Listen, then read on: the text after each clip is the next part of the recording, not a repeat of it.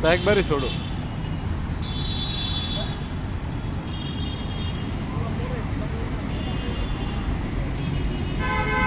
गिरान गिरान देखने गिरान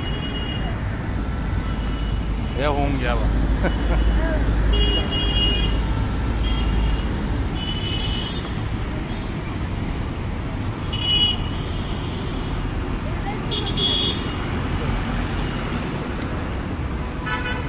আন কোন জায়গা থেকে কারণ বাজার থেকে লইছেন কি সকালে না দুপুরে? সকালে।